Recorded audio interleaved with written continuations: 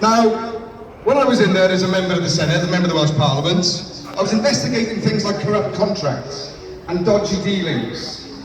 I was called in by several people and told to look the other way or lose my job.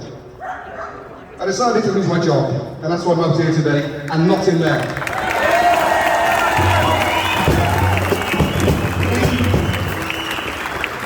I believe in our Welsh Parliament, and what I want is a Parliament and not a corrupt Labour-run committee.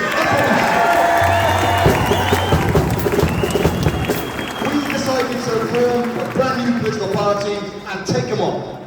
And we tried to form the party in December 2019. And for those of you that don't know, the Electoral Commission, based in London, but with their friends in Cardiff, would not let us form. They wouldn't let us form. And we were not allowed to register until the 2nd of March 2021, 8 weeks before the election. How can you win an election in 8 weeks?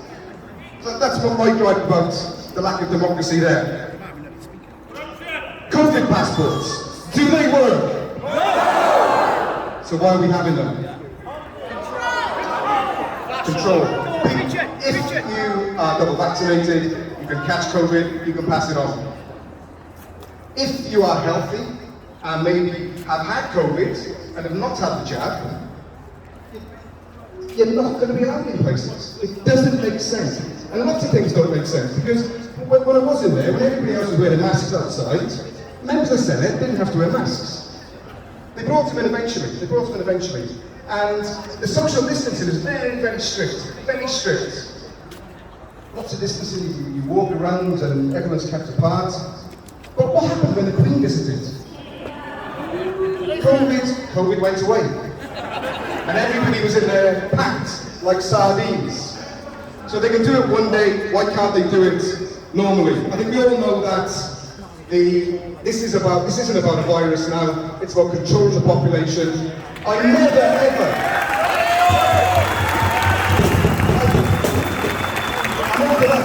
I'm old enough to remember the Soviet Union. I'm old enough to remember El Salvador and Pinochet in Chile and the awful fascist regimes. I never ever thought I would live in a country, Wales, where they would make it illegal for politicians to knock on doors and speak to people. That's what they did. Yeah. I was only allowed legally to knock on doors with colleagues after the 11th of April. Just in case they weren't going to win the election. I was up against Mark Drakeford in Cardiff West. I'll let you into another little secret as well, which isn't very well known. We were looking to get votes for Propel in some key areas. There was one particular polling station where we wanted to get 1,000 votes. And roughly 3,000 people were able to vote. In that polling station, I got really excited on the day when I was told there were huge queues of people. And then I got worried when I started taking calls, because there was one ballot box, and it was one in, one out. So you go in, give your name, you go and vote, maybe it takes 3 minutes. So during the whole day, we alone wanted to get 1,000 votes. Only a maximum of 300 people were allowed to vote. And in other stations, there were 3 ballot boxes. And that's the way that the system was manipulated. I want to touch on general lack of democracy. I was doing my job. Like every other politician, I was actually speaking to communities, but being followed by the police. They harassed me in Grangetown when I did street surgery. They came to my home after dark on a Sunday evening. They came to my office and tried to find me. And I was in weeks ago. You know who the complainant was? There wasn't one. There was no complainant. There was no member of the public who complained. It was a police officer. And do you know what? When I turned the court, it was ludicrous. They didn't even have any witnesses. I mean, please. But if you look at the democratic angle, I'll finish shortly. If you look at the democratic angle, we have a Crown Prosecution Service who saw fit to put myself and my family through stress, take us to court. My mum's in her mid-80s, and I told her not to worry, because I knew I wasn't going to be convicted. But she's still worried, like mothers do worry.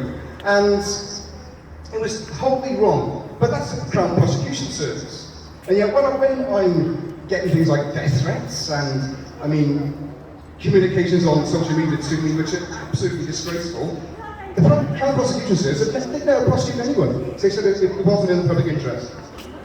And what really concerns me is, as I said, the overall lack of democracy, the rights taken away. Parents no longer have the right to withdraw their children from lessons, so they may not want certain things taught them. We no longer have the right to call local referenda because they took it away. We no longer have the right to choose exactly who we want as county councillors, because these people in there, the Labour Party, Plaid Cymru and the Liberal Democrats, voted to stop people having choice about who they want to vote for. So now there are certain professions prescribed. You can't vote for those people. And I really could go on and on and on. But the key point is, I probably have already, sorry, but the key point is, I'm here standing for Propel. I'm here as a Cardiffian, a Welsh person, somebody who believes in freedom and democracy and individual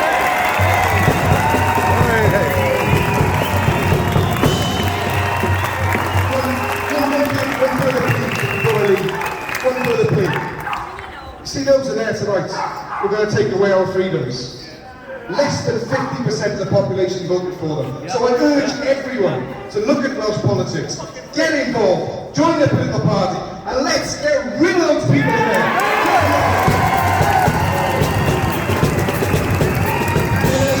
Well done, Neil. Well friend, Neil. Good man.